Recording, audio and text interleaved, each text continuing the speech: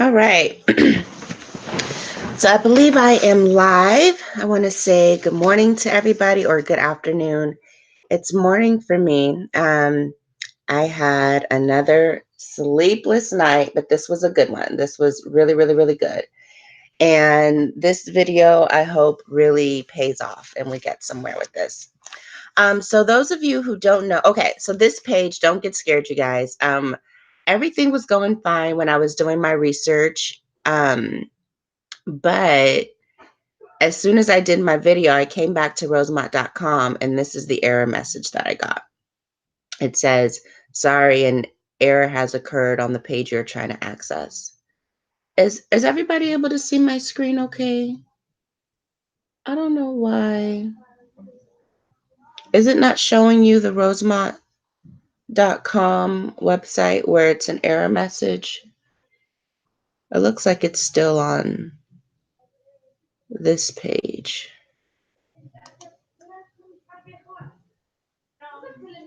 Hi, Jay. Hi, Susie.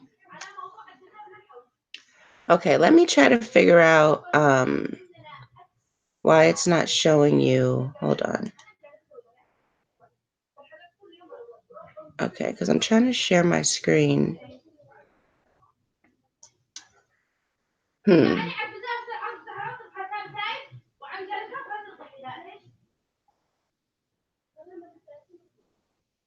Okay, well, now it's me. Okay, hang on. This is how I usually do. I usually just share my screen. I do this. I press share. And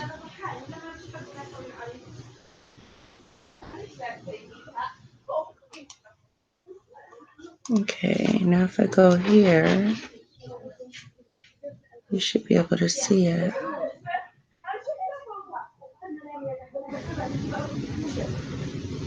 Okay, so now you're able to see it. All right. And you guys can hear me fine? Okay.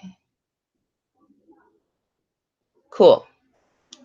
Okay. So everything was going good, and then when I started to do this video, I got this error message. But I had already saved the links, and the links still work, even though this website says that the whole website is down. But I was still able to do this. So what we're going to do today, well, first of all, shout out to J4K, everybody that's been following the Kanika Jenkins case.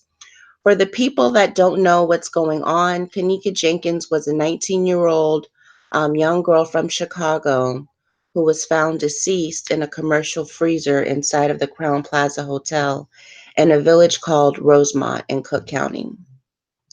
Now, Kanika's murder was never properly investigated because it was never considered a homicide. Kanika's death was considered an accident.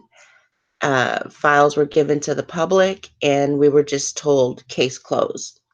When the public got the files, everybody recognized that two things happened. Well, most people recognized that two things happened.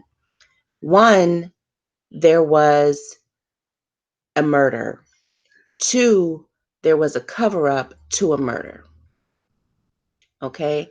Now, you may have your own theories on whether you believe the same exact people were involved in the cover-up as was involved in the murder, or it could have been two separate groups.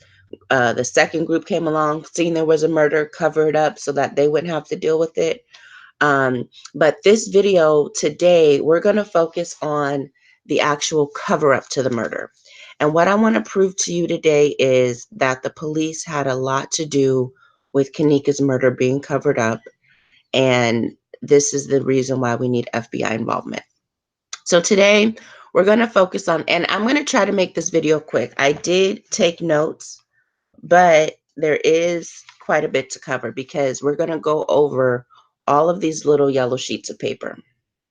Okay.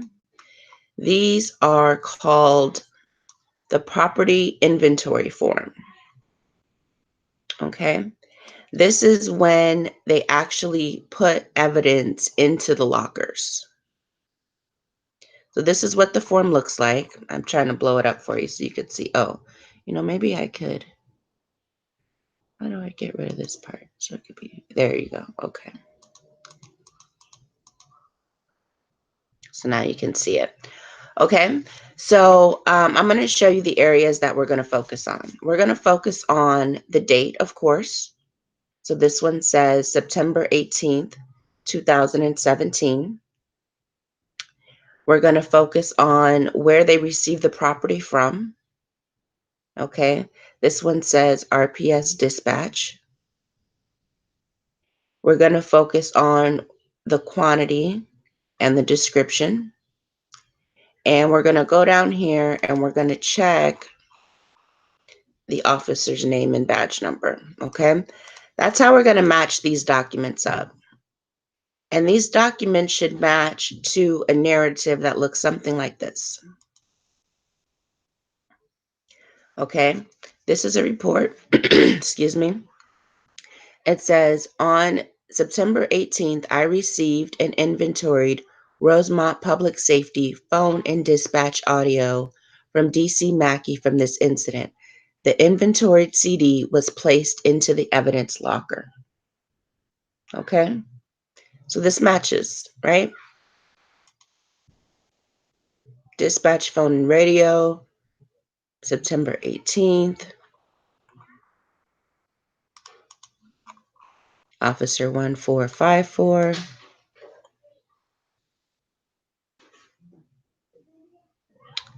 Okay, now here it is, 1454, the 18th. It's the phone and audio. So everything matches up, right? And typically that's how it should be for every single case with these property inventory forms. All right. So let's do a few more just so you get the hang of how this is supposed to go. We'll do Irene's phone.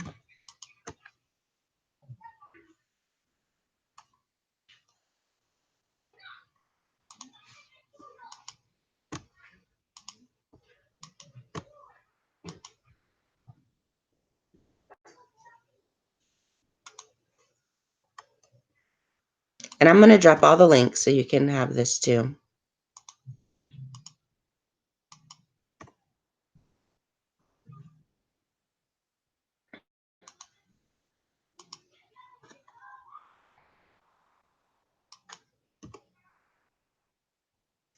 Okay.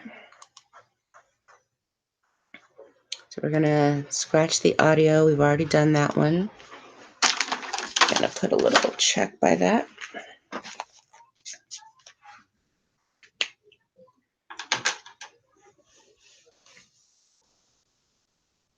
Okay.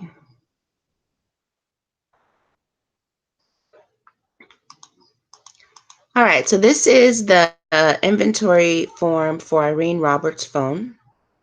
You'll see it says September the 13th, 2017. This was received from Detective Russell Manoel. It's a flash drive with Irene's phone dump.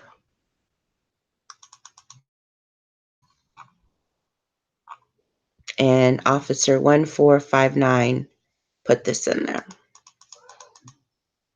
Okay. These mostly check out.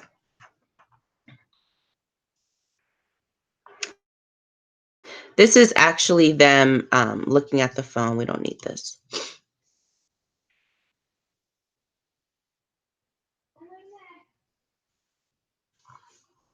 Okay. This is the first record of her coming to the police station. Okay, so it says she came on September 12th. Irene came to the station voluntarily to cooperate in the investigation. So they had this conversation, and then at the bottom here, During the interview, I asked for consent to conduct a forensic examination on her cell phone. She provided written consent to search her cell phone. Okay.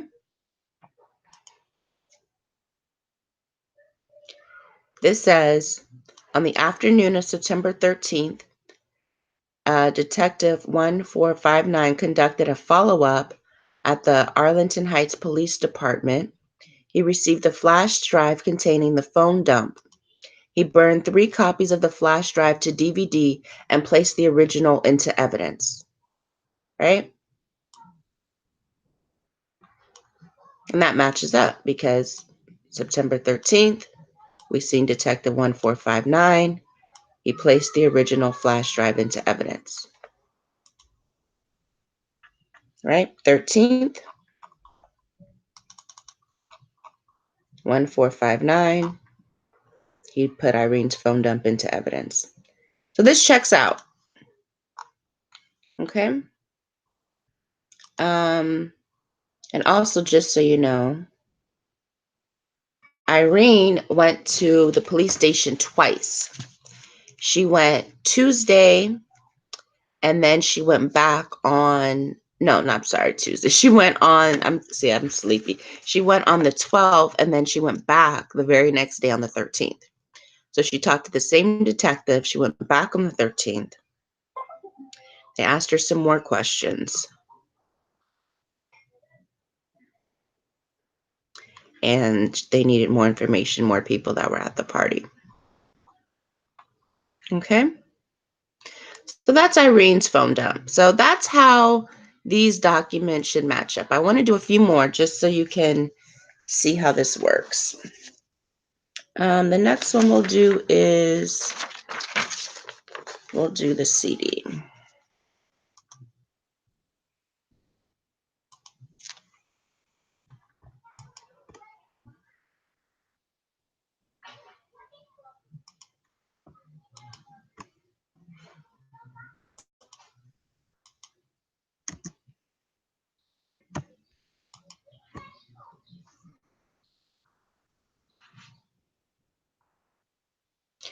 Okay, now this is the information that they got back from the Target forensics files. And so this is the CD of the 26 photos that were enhanced. Okay. CD of 26 photos enhanced, October the 5th. Officer Cusinelli, 1425, okay? So let's see what this says. Okay, so this is about forensic files, and basically down here it says October 5th. At the bottom, all 26 photographs have been attached within this report. The CD was immediately booked into evidence. Okay, so for the most part, this matches up.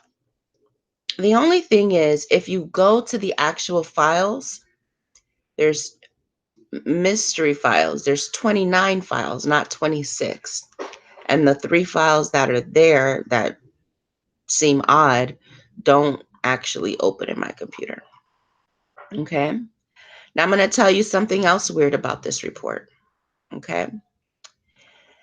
This entry, clearly October 5th, right? Is when he got the photographs back and he booked the CD into evidence. This says October 5th.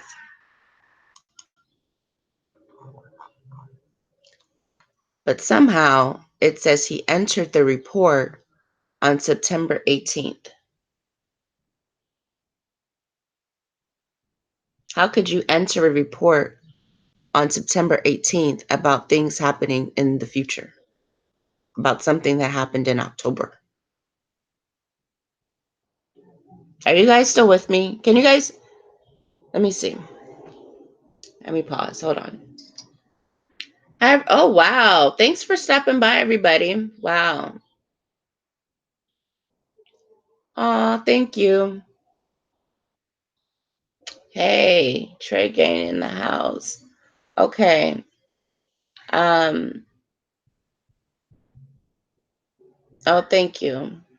Okay. So, yeah. And I think we went over this before, this particular document, because again, the font on this first page doesn't even match the font on this page.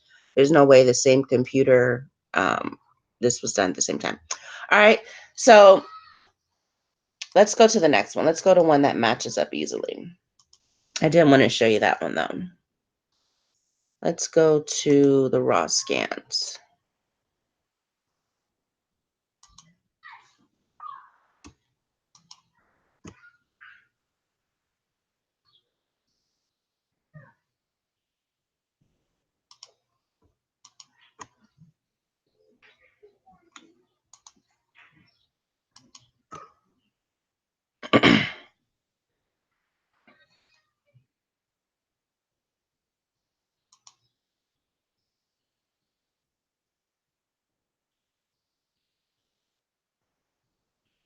Okay, so this is another inventory form. This has a 32 gigabyte USB Faro project and the DVD to the raw scans. Okay, so this is basically that big 360 video that they did in the freezer. This was done on September the 14th, and Detective 1441 did this, okay? So we come over here, and it says, photos of the scene were taken, logged into evidence after being transferred to a CDR. The victim's 2 lip gloss, right shoe, hair scrunchie were inside the freezer. Okay, this is, hold on, this is the wrong one.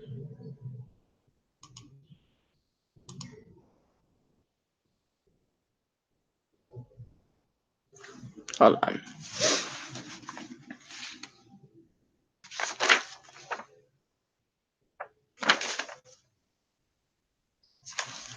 Okay, that lip gloss one goes to this one.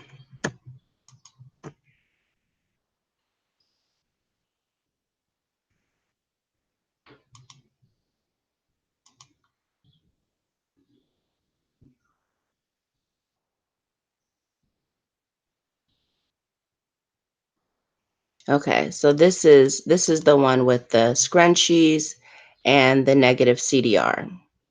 This was put there on September the 10th, and this was done by 1479, Detective Rose. So here he is, Detective Rose, September the 10th, and then we have the scrunchie and the CDR, right? So that's how things should match up. Okay, so you guys, are you clear on like how the reports, the inventory reports are supposed to match up to the narrative? Or do you guys want to do a few more examples before I show you like what I found?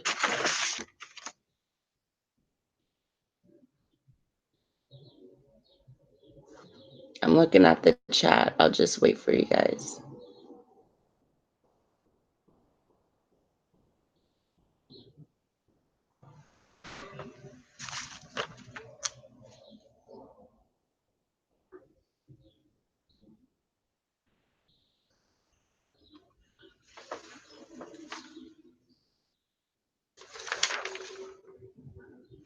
Okay, I'll show you a few more that match up just so you could make sure that you understand like how this is supposed to work.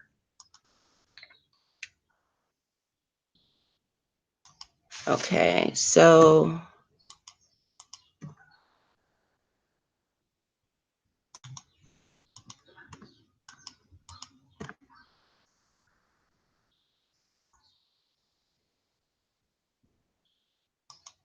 okay, this is a real simple, straightforward one.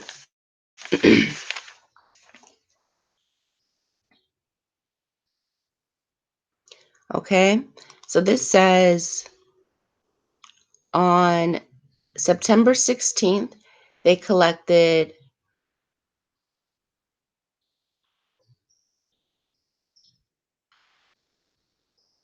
Actually, I don't want to show you this one yet. Let me see. I'm going to show you one more example, and then we're going to just get to it. But I don't want to show you that one yet.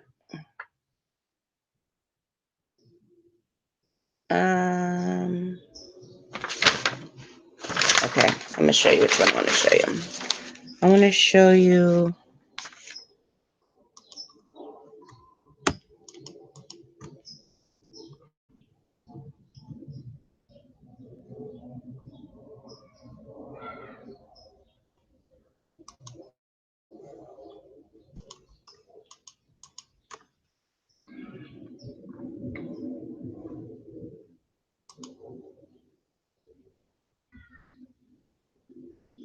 Okay, so this one is straightforward. I can show you this one, and then we're going to get into it. So again, what I'm showing you guys is how the property inventory form right here is supposed to match the narratives from the detectives in the paperwork, okay? And I'm showing you so far how it looks when things match up, okay? The dates should be the same, the descriptions should be the same, the officer names should be the same, everything should check out, okay? So this is the last example I'm going to show you, and then I want to show you the issues that I have. So this one is the property inventory form set from September 17th, 2017. It has one flash drive containing security footage. And this is Officer 1445, okay? Now, this is Officer 1445, September 17th. It says, I conducted a follow-up at the Crown Plaza with Lenny. Lenny provided me a flash drive containing additional footage and angles of Kanika Jenkins at Crown Plaza. The flash drive will be inventoried and placed into evidence. Okay? So that's how things should look when everything matches. What I'm going to show you from here on out in this video is things that do not match up and how they collected the evidence and dealt with that, okay? So actually, this is a good place. We can start here because I made some notes. Hang on.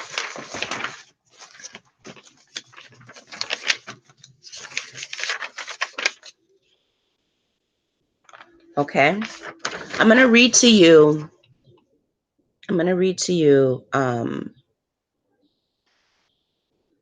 Another narrative. This is from September 11th. It says Detective Anthony D. Lakova contacted the Crown Plaza on September 11th and spoke with an on-duty front office manager. I asked if all camera angles from the hotel surrounding the time of the incident had been downloaded. They stated he is not familiar with the video surveillance system and referred me to another manager. I asked to download all camera angles from the time of the incident. I informed blank I provided with the time frame needed for video surveillance. They stated he would comply with this request. Okay. So if the detective requested all camera angles on September 11th, here's the first problem. How do you pop up on September 17th? Okay. A whole 6 days later with additional video footage and angles. That doesn't make any sense. Any footage that you had should have already been given to the police. Okay? But this is where we start to play games. Now, this right here, what I've created is all the evidence on this side, this navigation pane. You can see all the evidence that Rosemont has in their lockers. Okay. All they're counting on is video and photos. They got a scrunchie and some lip gloss. They don't have no blood, no DNA. They didn't collect the cup. None of that. Okay, so the photos and videos is very, very, very important because that's pretty much all they have. All right, so I'm going to show you right now how Rosemont police collected video from the hotel on 3 separate occasions. All right, so let's go.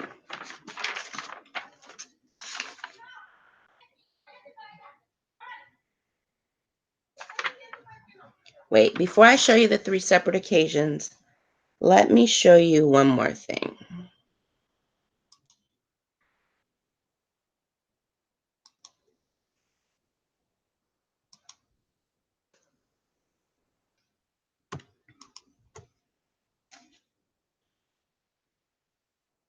I want to show you this because this doesn't have any narrative to go with it.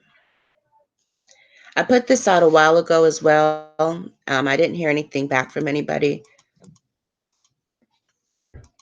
But I just showed you how all of the property inventory forms have a narrative that matches it, right?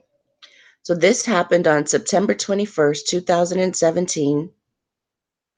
Okay. They got this from the Rosemont police office. This is their address. It says there's one thumb drive with the lineup report of Ali Mohammed Yafai, 4 total, and a lineup report of Andre Lorenzo, 4 total. Officer 1425. Now, I challenge you to dig into this paperwork and see if you can find any narrative that matches this property inventory form. And this is a problem because what does Freedom of Information Act mean?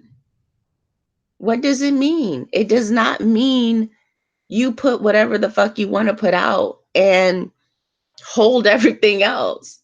We have a right to know. I mean, they should have provided the narrative. If there were things that they needed to black out, they could have blacked them out. But there's no reason why this narrative should be missing from her files. This right here is a reason for the FBI to get involved. Okay, but there's more. Don't worry, there's more. But I just showed you how Rosemont was collecting, quote, additional footage on September 17th, way after they found her. And I just showed you how there's inventory in lockers that don't have narrative reports to go with them. So who did this? How? Why? There's no information. Now, there's other lineups that we get to see the narratives. We get to see where employees were asked to identify the people that had paid with the stolen credit cards. We see where the people from the liquor store were asked to identify Kanika and her friends. All those narratives are there. This narrative is not there. Okay. And this might be the most important narrative. Who knew that there was a lineup with these 2 people? Who are these people? Right? Okay. So I want to show you that. They definitely violated the Freedom of Information Act by not providing that information. Okay. And so now I want to go ahead and show you where they collected the footage 3 different times. So the first time is with what they're calling the hard drive.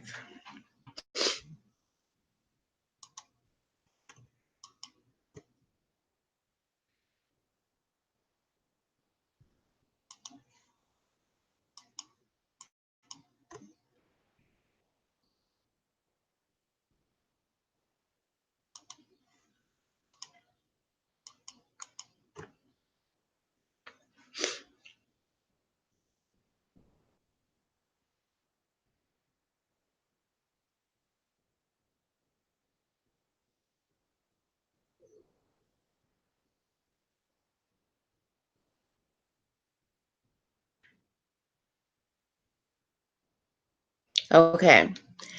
So this is very important. Let's see, where do we want to start here?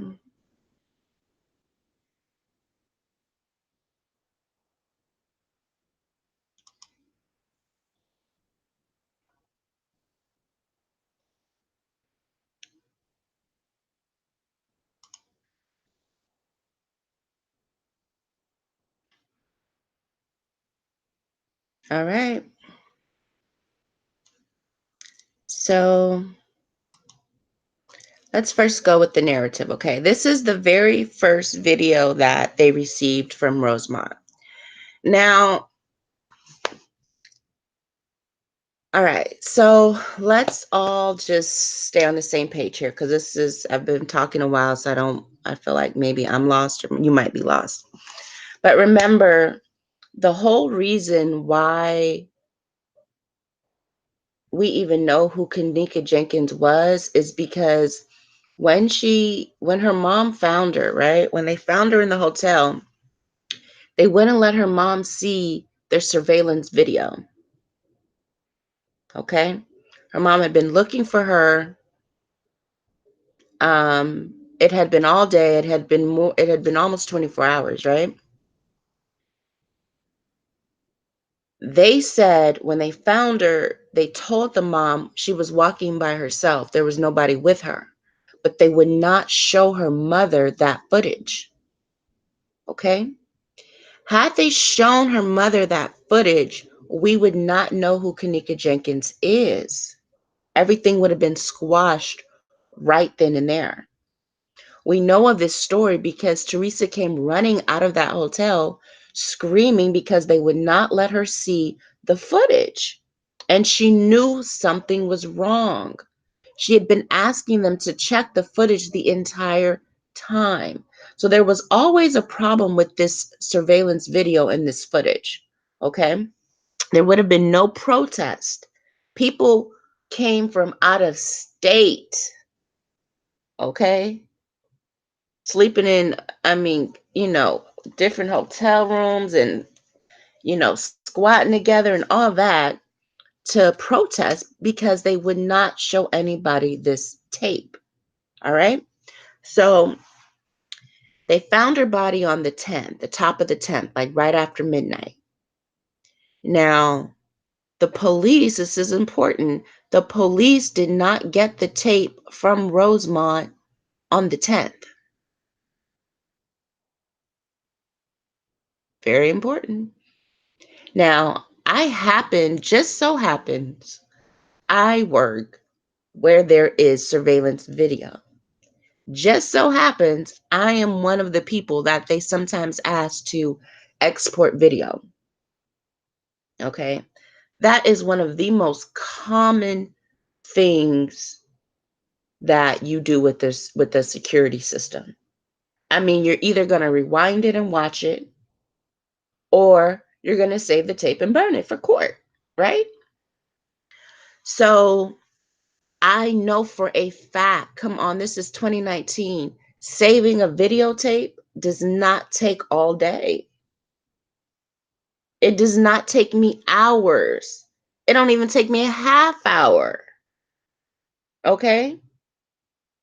And even if there was like and this is only like one day, so there's like, oh, it's just so much video. No, it's not actually. It's actually not at all. All right. You put in the dates, you put export video, you tell the thing where you want it to save it to, and the computer does the rest. It's just like anything else. When you're updating your phone or something, you'll see the little bar, it'll tell you how much progress it has, and you're done. Okay. I mean, they don't have security systems where you can't export the tape. That's the most important thing. That's why they built the security system. Okay?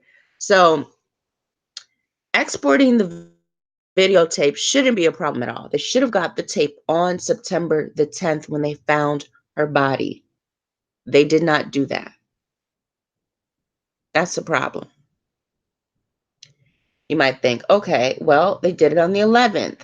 No, they did not. That's a lot of time. That's a lot of time. They didn't get the tapes till September the 12th. Okay? Now, this guy, this is important, okay? He says on Tuesday, September the 12th, Deputy Chief Kolka received an external hard drive from the GM of Crown Plaza. DC Kukulka was informed the hard drive consisted of security surveillance footage from the Crown Plaza Hotel, dates September 8th through the 10th. The same day I received the hard drive, I began the review. Okay, so this is him looking at the tapes, making his notes. Peep game. During my observation, I noticed there was no activity. I think he spelled there wrong. Okay. During my observation, I noticed there was no activity in the kosher kitchen area prior to the victim entering that area. Okay. I contacted blank with the Crown Plaza Hotel. I asked if I could receive footage of the last person entering the area prior to the victim. Blank informed me, hold on, let me pull this up so you can read too. Okay. So wait.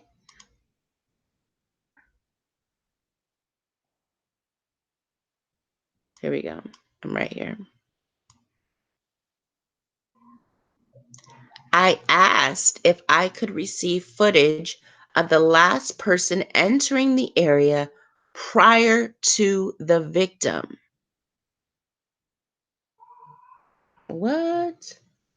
So this is saying that he did not even have that footage when they gave him the external hard drive. Okay?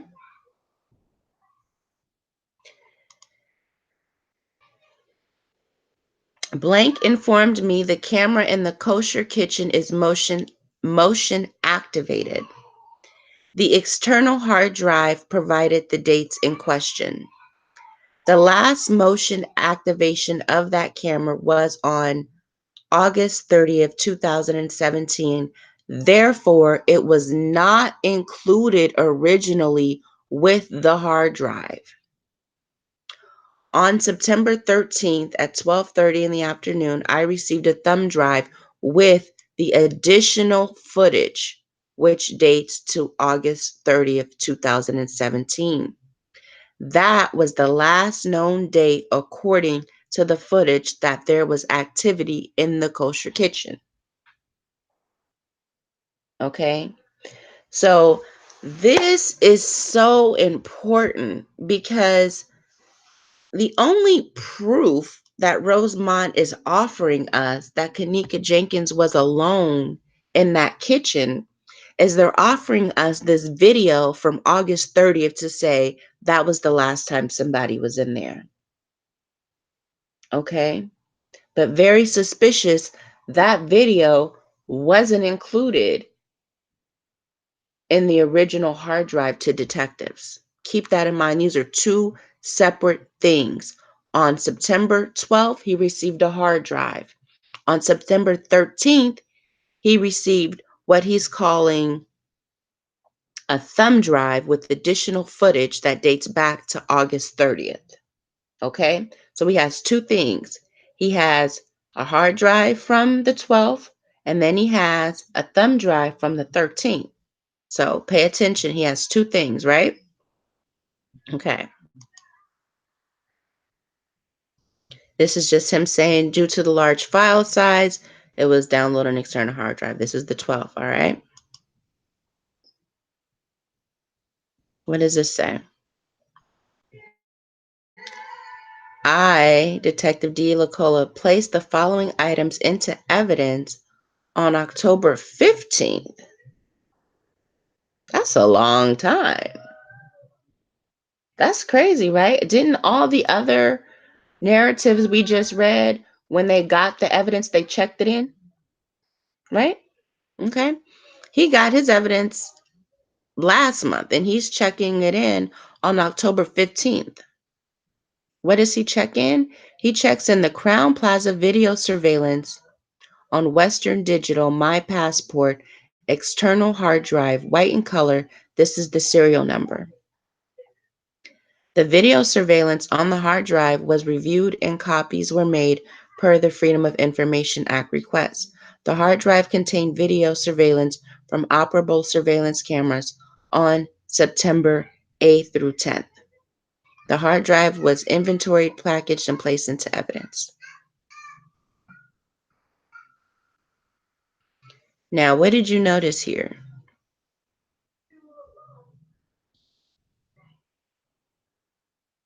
Did you see the second thumb drive with the kitchen footage from August 30th? Or did he just put the one that he collected on the 12th into evidence? I'm about to show you.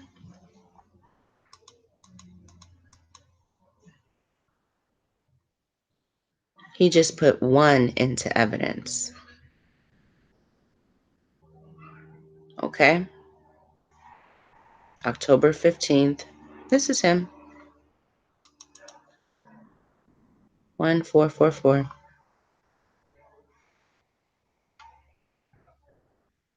The white hard drive, serial number this.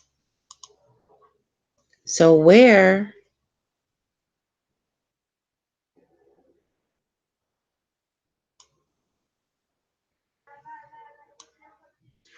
is the second thumb drive with the additional footage with the actual proof that Kanika Jenkins was in the hotel by herself? Thank you. Thank you. Please pay attention, you guys. This is serious. This is serious. Now, I want to reiterate, there were two things that happened at Rosemont. Yes, there was a murder, right? But then after that murder, there was an organized cover-up of the murder. What I'm showing you is the cover-up of the murder. I'm showing you right here in black and white where a detective says he got the thumb drive with the kitchen video from August 30th. Who knows what else was on that thumb drive? Who can say that thumb drive is not in the evidence, in the evidence locker? He didn't check it in. He only checked in one thing. He didn't check in the actual proof. He only checked in this one. Okay? And then he checked it in October 15th. How can you trust that? October 15th, we just went over the whole first half of the video was going over how the dates are supposed to match up. Okay? When this said the 12th and then it said the 13th, his inventory form should have said September 12th or September 13th. Okay? You check your evidence in, and then if people need it, they can check it out or whatever. Or like other people have done in their narratives, they said they made a copy and then checked it in. Okay? There's no reason that this key piece of evidence should have been laying around or floating somewhere or in outer space, or us not having a record of what happened to this key piece of evidence, especially since this is the only evidence we have. All they have is pictures and video. They didn't do no DNA from under her nail. They didn't sample no blood from the room, like none of that. All they have is pictures and videos. So when they play with the pictures and videos, it's a problem. And when you can't find the video that they claim is actual proof that she was in the kitchen alone, then you know something is up. You can find everything else, but you can't find that. Something is wrong there, okay? So I told you that the detectives collected video from Rosemont on 3 separate occasions, okay? So right now what we just went over was the first occasion. Okay, I want to close this out. And we're going to go to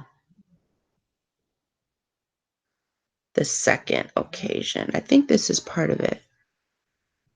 No, this is not it. Okay, let me go back here.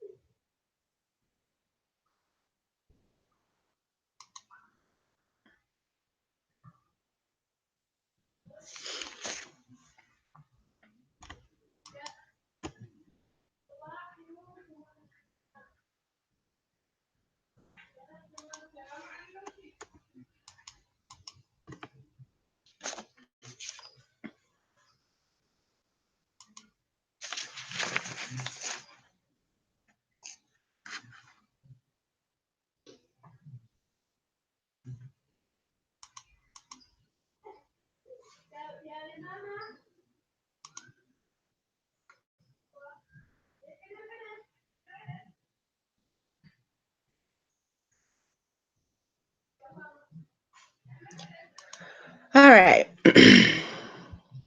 So let's go over this one. This is from September 16th, 2017. Okay. He has one flash drive containing video surveillance.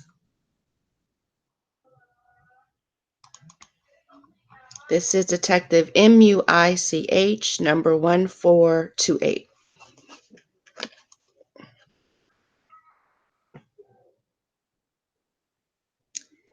Now, this is Detective MUICH. Okay, same guy, same date, September 16th, 2017. Quote, pick up a video surveillance. So now this is the second report of somebody going to Rosemont to pick up some video. Now, I just read to you where the officer said they want all video angles and surveillance from those particular dates saved and handed over, right? He supposedly went and got it on the 12th. He didn't have everything. He went back on the 13th.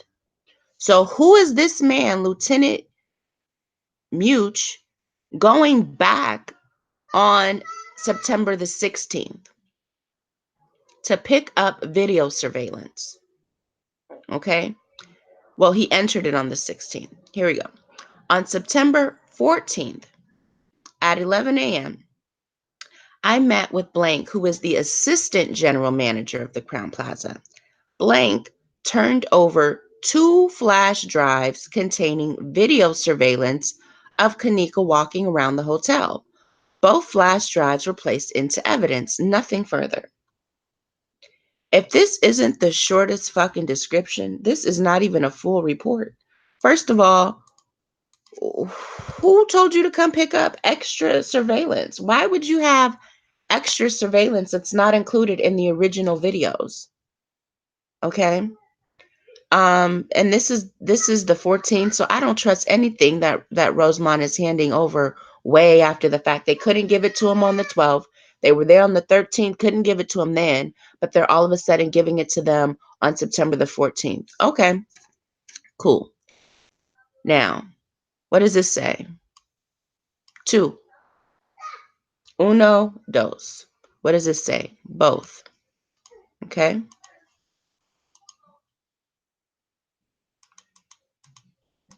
What does this say? 1. Uno, no dos. These people, oh my goodness, these people are not even good at what they do. This is just bad.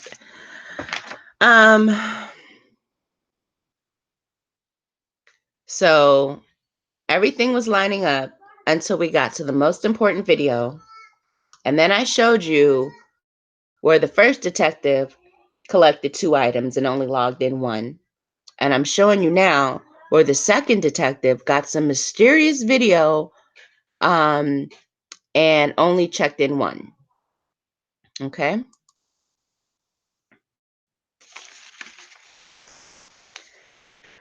Now I want to show you the third time they collected video. There's more. There's more, people. There's more.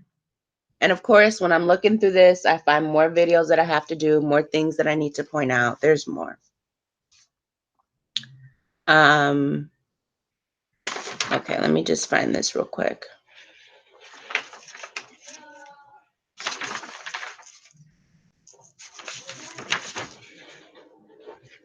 Okay, I think it's finally this one.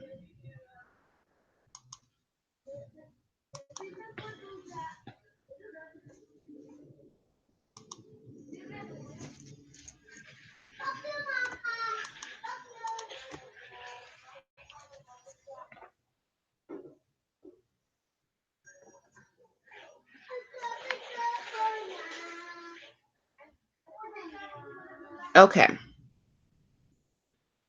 So now it says on September 17th, Detective Rushan Ficker 1445 conducted a follow-up at the Crown Plaza with Lenny.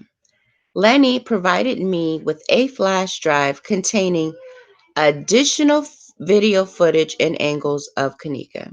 The flash drive will be inventoried and placed into evidence.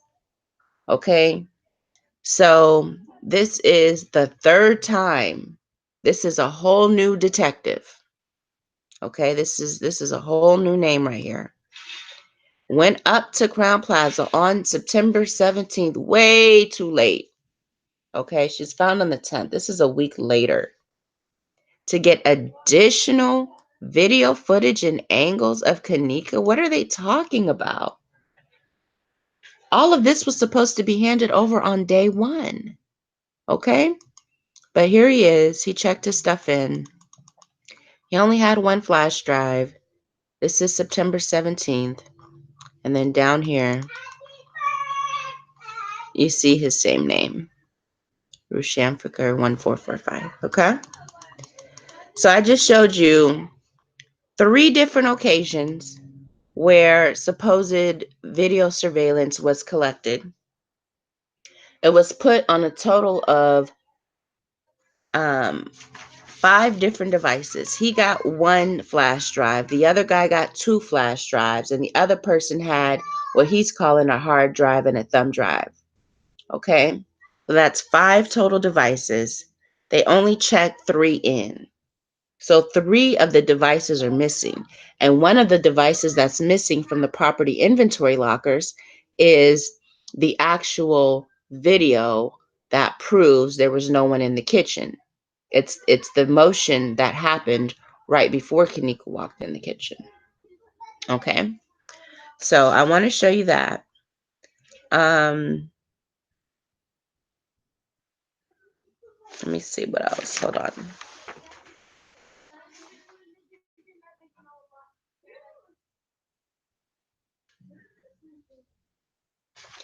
Okay. There's also a few. Okay, first let me just check the comments. Hold on. Let me make sure we're still together and we didn't break up. Oh man.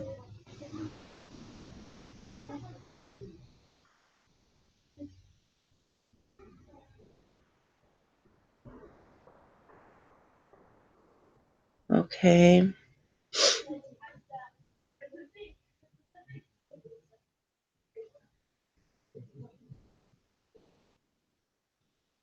Okay.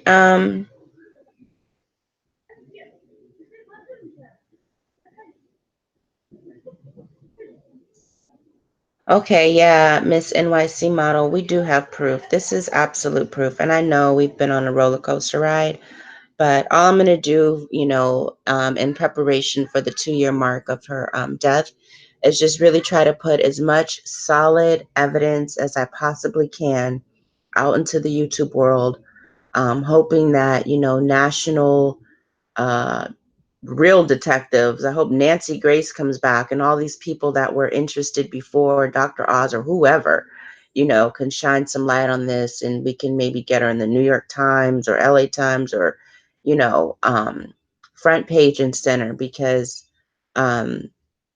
we definitely have proof that the case needs to be reopened and Kanika was murdered. So yeah.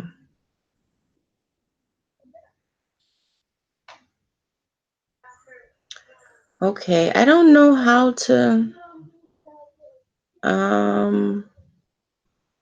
open up things from right here, but I will try to read this PDF you sent me.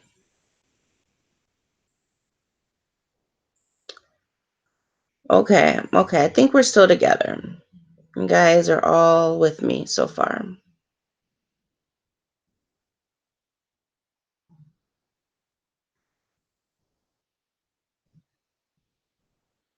People are still saying it's made up. No, it's not made up, you guys. I've called down there several times. I've talked to people down there. This is real, okay?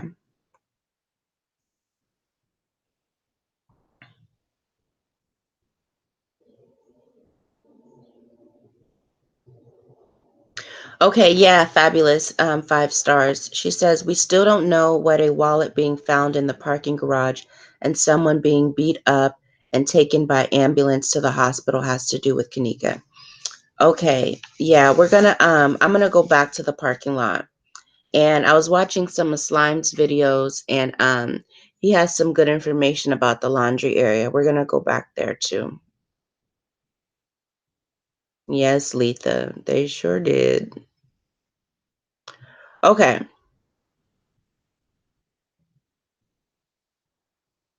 Yeah, Susie. They say they showed the footage from August, but you can't trust that footage because they don't even have record of them putting that in the inventory. So who knows what they're trying to sell us, you know? I mean, people have picked apart these videos and shown where some of them were edited, and I've shown you which ones were real and which ones weren't, and this is just more proof that this was not handled correctly. And there's no reason for all this if this was an accident. No reason at all. No reason for this. And trust me, you guys, I'm not a psycho. Like, I'm open to it being an accident, but I just know it's not. That's the problem. You know, I have accidents. Things happen, you know. I've had accidents. I know shit, it can go down. I've blacked out before. I know, like, you know, but this is not an accident. No way.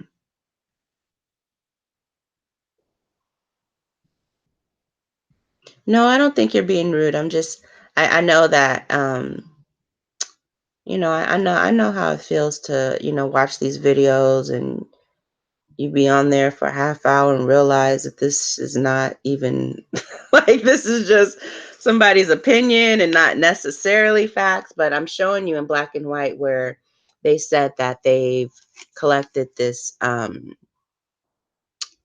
evidence and they're not putting it into the evidence lockers, okay?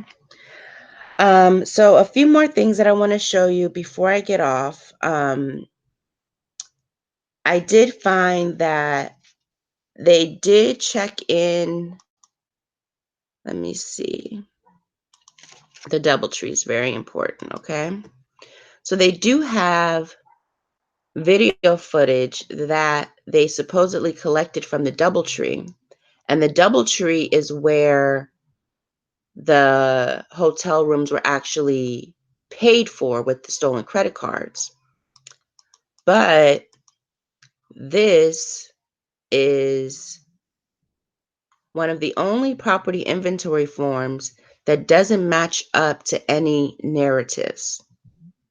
So I couldn't find any narrative that said on September 20th, I went to the Doubletree to collect, you know, a 4 GB flash drive from Steve Falcione, you know? So I didn't find that. If you find it, please let me know. And I'm going to drop the links.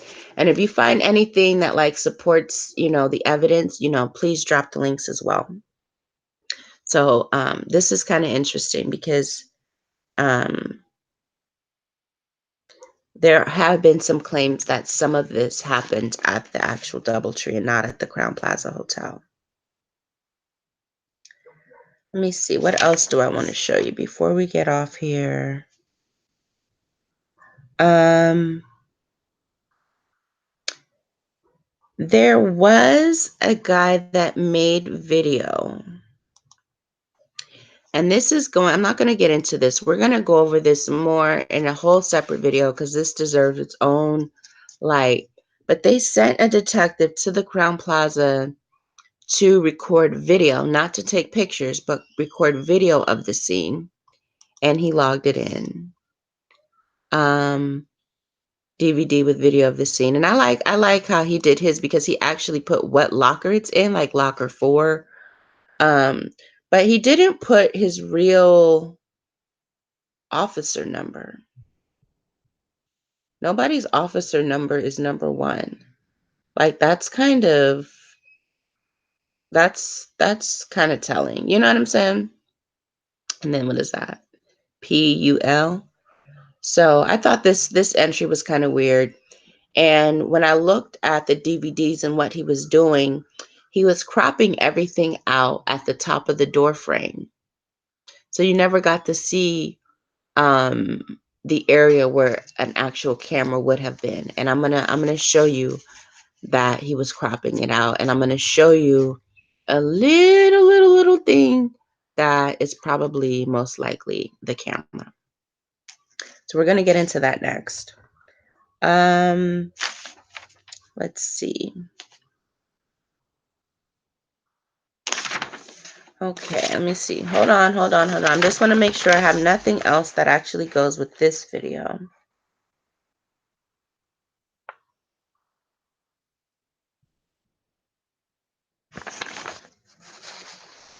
Okay. Okay, I do think we need to go here. Okay, I just want to show you one more thing, and then I'm going to let you go. I value your time. I'm not trying to hold you up all day. But I think this is important enough for just a few more minutes. Okay, let me find this real quick. I think we're done. Oh, shit. Okay, no, we're not done with this page. Let me go to this too. These are just little last notes that I found that I want to show you real quick that go with this, this inventory stuff. Now, this one doesn't necessarily have the yellow inventory page, but when I was reading through, okay, it says, entered October 2nd by James Plesko. Reviewed Crown Plaza Hotel security video dated September 8th, 2017 that was provided by the hotel. Excuse me. The videos range in approximate time frame from about 1800, which is shit.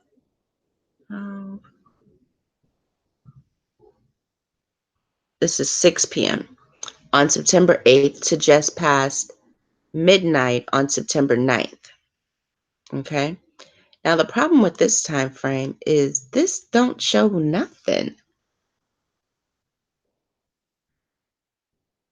At 0 hours on the 9th, I mean, she just got there. Like nothing happened at that time yet, you know? So this is basically 6 hours of footage from 6 p.m. to midnight, okay? So he says, in the videos I reviewed, I found only one that possibly had individuals who might have attended the event related to this investigation. Here we go. The video was titled Pass Elevators, which means passenger elevators.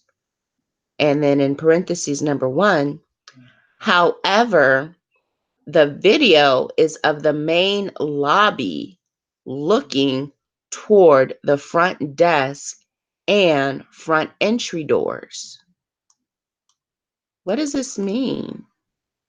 Is this man telling us that he received a video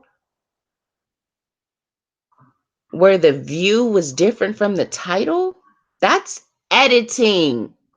I'm telling you, I work with security cameras. When you export a video, the title of that video is going to be whatever the title of the video has always been. It does not change. It does not change. The passenger elevator video is always the passenger elevator video. It'll always be a picture of the passenger elevators. Okay, this detective is saying the video said one thing at the top, but then the video was showing me something else. And I'm going to show you these Rosemont videos, and I'm going to show you which ones have at least a little integrity and have the right title at the top, and which ones where the title has been tampered with, which means the video was tampered with. You should not look at any Rosemont video from their surveillance camera system that doesn't have the name of the camera there. Okay, that's just how that works. I hope I'm not buffering. Is everything okay? Okay. So I wanted to show you that. We're going to do a video on that, on these videos with the actual title is different or changed or missing or something is wrong with it. Okay. Again, if this is an accident, all of this stuff would not be happening. So then he's just saying what he's seen in the video. So I wanted to show you that. And I have one last thing, and then we're going to go. Then we're going to go. I got to go. I got to go to work.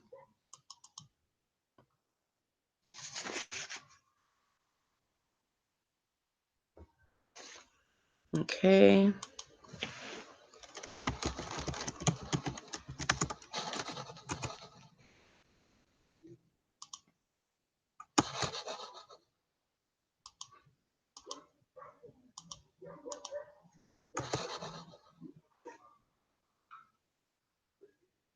Mm.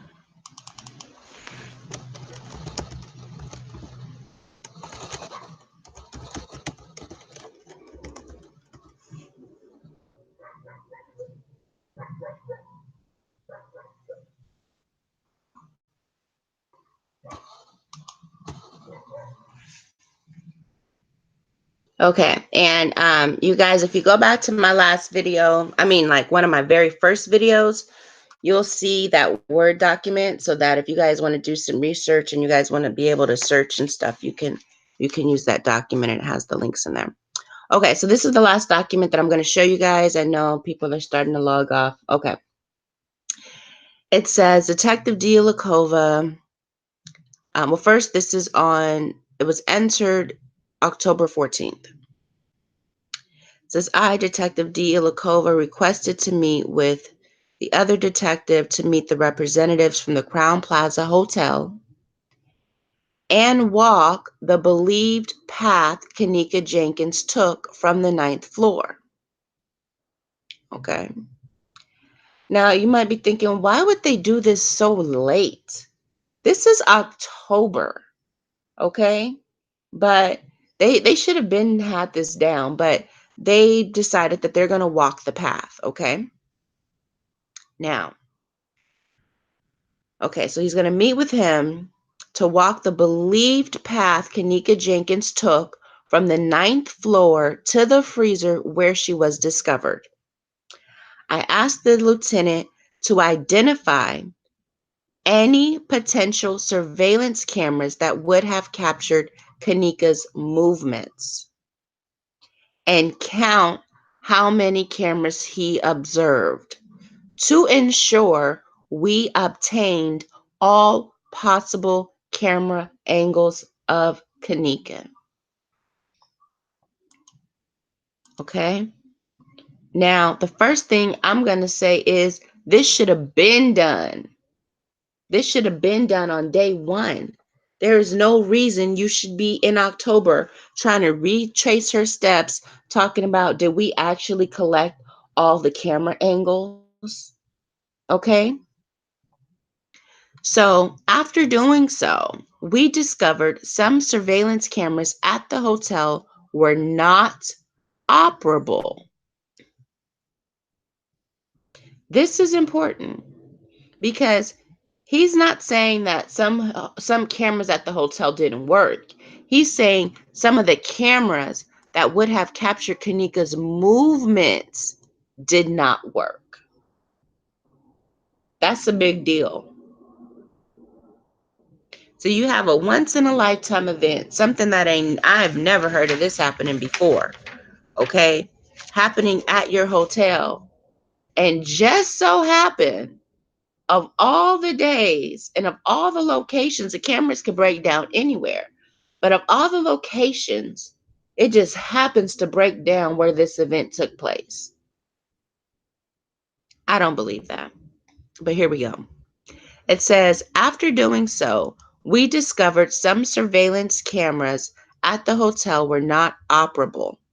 We requested the Crown Plaza provide us with a list of inoperable cameras. These are cameras that did not work.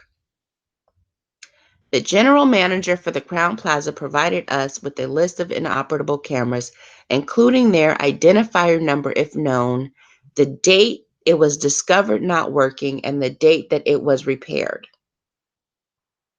Okay? These are the cameras that were not working. Kosher kitchen stairs, dock entrance. Fright elevator, lower level. Main elevator.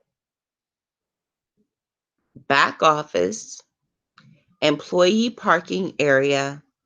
And laundry 2. Okay?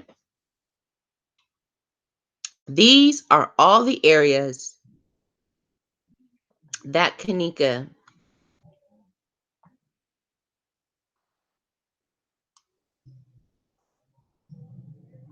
would have captured her movements. Okay? So the detectives are saying the employee parking area should have video of her, but the camera don't work. The laundry 2 area should have video of Kanika, but that camera didn't work. The back, why would a back office have video of Kanika? But this is what they're saying. This is their words. This is their reports. They're saying she was in the back office somewhere. And the back office should have video of her, but the back office cameras don't work. The main elevator should have video of her, but it don't because the main elevator camera was not working. The fright elevator, lower level fright, should have Kanika on that video, but the video wasn't working. The dock entrance, kosher kitchen stairs, should have video of Kanika, but the camera wasn't working. Are you following me? And they found this out when? On October the 14th? Are you serious? Talk about FBI getting involved. They need to get involved now. Yesterday.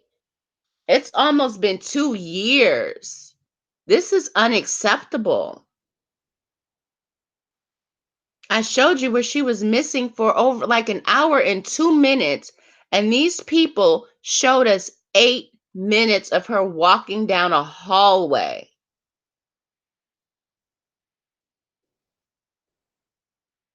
Gave us a few angles, and then gonna turn around and tell us, yeah, you're right. All these cameras should have captured her, but they were broken. If all these cameras are broke, the whole hotel is broke then. The whole system must be broke then.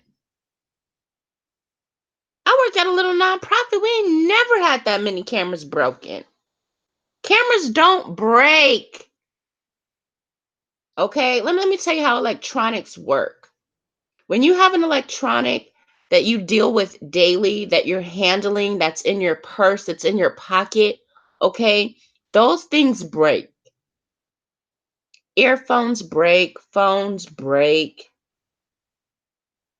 okay?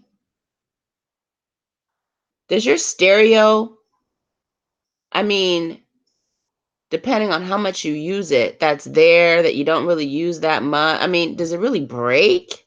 No, you probably upgrade before it breaks. A security camera that's mounted on a wall, how does it break? It doesn't break. Those things last years. That's an investment. That's a lot of money. They have vendors, they have maintenance contracts. They have backup upon backup upon backup. It doesn't break. Okay? Nothing, it doesn't break. Come on. That's like saying like Google is broken or my drive is broke. It doesn't break. Like these things don't break. Okay? This information is all in the cloud somewhere. Okay? This is not like old school where there's some big old room with all this equipment in it and it got too hot and the wires frizzled out and everything just broke. No, that's not how this works. Okay, so let's finish. The above listed cameras were discovered inoperable on September 14th, except for Laundry 2. Laundry 2 was discovered not working on September 21st. As of date, September 29th, the cameras were still inoperable, except for the kosher kitchen stairs, dock entrance, freight elevator. Oh, okay. They were repaired on September 14th. So this is the story they're trying to sell you, that after a full murder,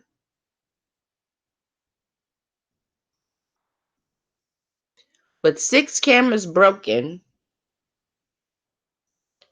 they let them stay broke and only got 2 fixed? The kosher kitchen stairs and freight elevator? Does this make sense? No, doesn't make any sense. Does not make any sense. Rosemont does not even make sense. Like how they found a dead body and turned the freezer back on? It doesn't make sense. They didn't even clean it. They're nasty.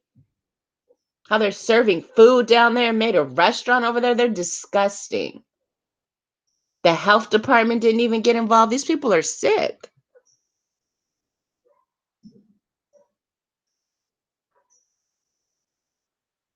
Just wrap your mind around this. Try to make sense of this. You try to make sense of it and you comment below and let me know what you find out. Okay?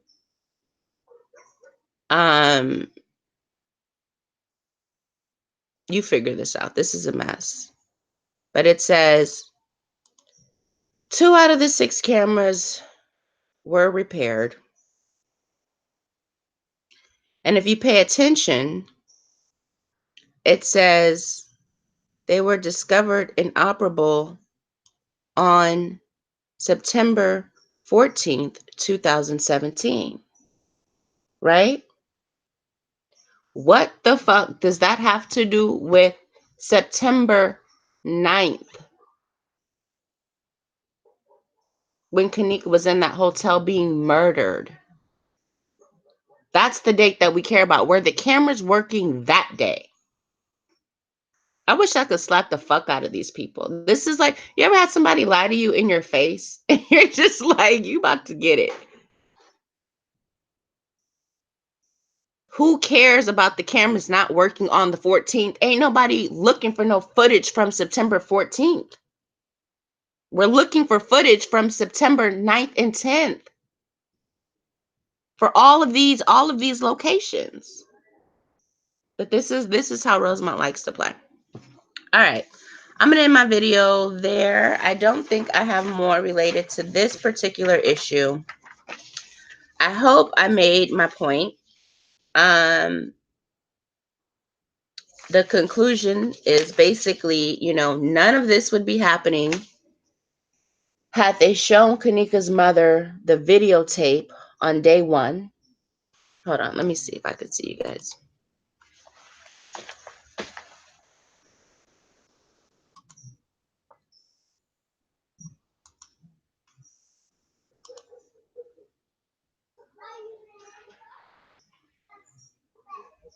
Okay.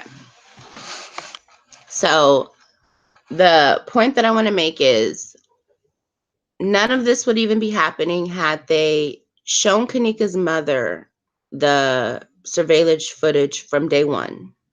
Okay. They didn't do that. They didn't show her day 2, day 3, day 4. They let these people protest and march. They called dogs on them.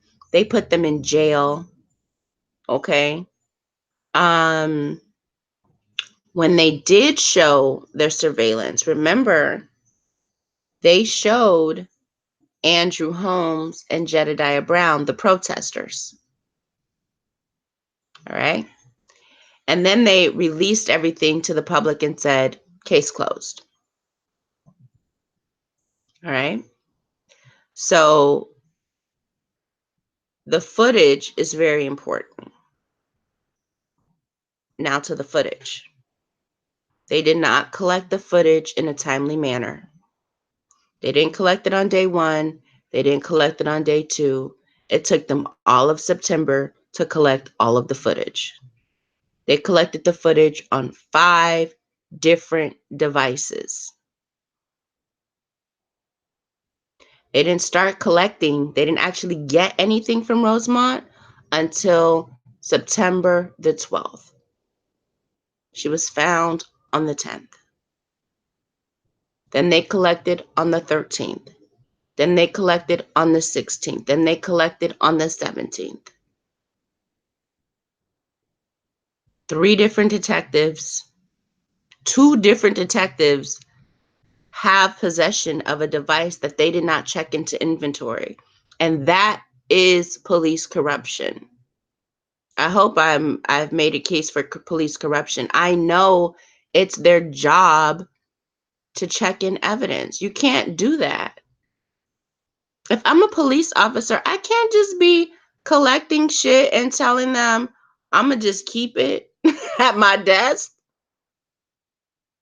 If you need it, just come holler at me. No, that's not how it works. So I hope I've made the case for police corruption. I showed you how even with everything submitted into the lockers and the whatever, there is 2 devices missing. But then there's also 6 cameras that are completely missing. And I just showed you how they had the nerve to say they were not operating as of September 14th, as if that has anything to do with September 10th. Can they prove they weren't working that day is the question. What else did we go over? I showed you how everything should look when things match up. I told you that all over the paperwork, they said 26 photos for the target files. And then when you go to Rosemont now, you're going to see 29 photos. They added 3 different TIFFs in there. I looked up what a TIFF is. It's like a JPEG or a PNG, but a TIFF, let me tell you, quote, supports layers.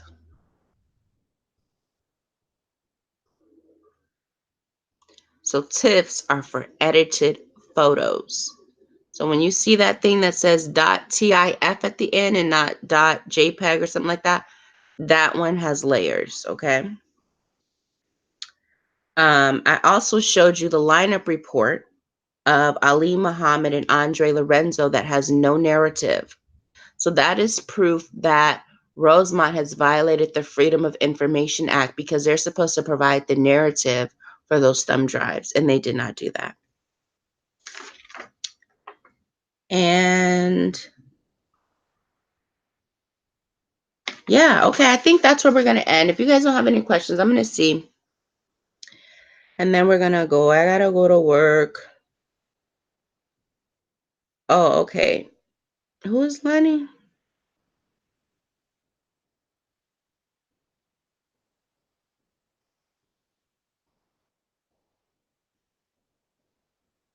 Okay, got it all day. 313 says, think she was at the Doubletree. She was killed in the parking lot and stored in Crown Plaza freezer. I believe something like that happened. I definitely feel like there was definitely a they moved her body, you know. You're welcome, everybody. Thank you for all the love. I feel very supported since coming back. It's been like a very welcoming environment. And I love my channel. I love how thoughtful you guys are. I love how you guys like push me and keep me on point and make sure that I'm right. It's like I don't know. It's like your mom checking your homework. You know what I'm saying? It's like you don't want her to find anything wrong, but if she does, at least you know your homework is going to be right when you turn it in. You know what I'm saying? That's how I feel. I feel like you guys are going to keep my channel all the way right, you know? So, I was trying to read. Oh, okay.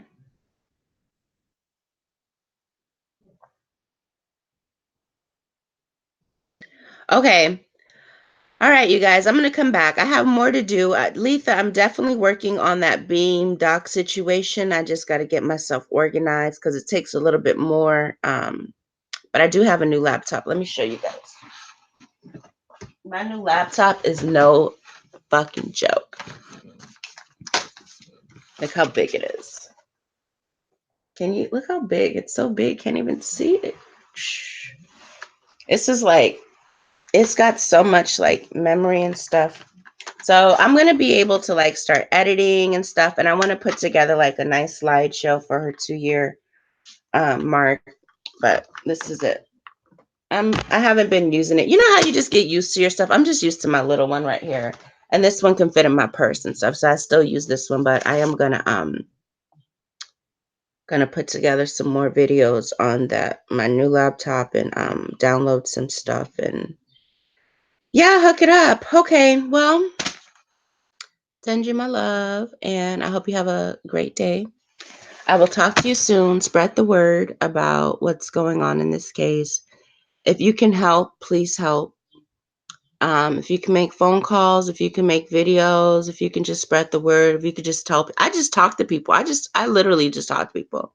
And I've got people going. People see me and be like, "What's going on with the case?" I'll be like, "What?" Okay, so it works. You never know who you're talking to.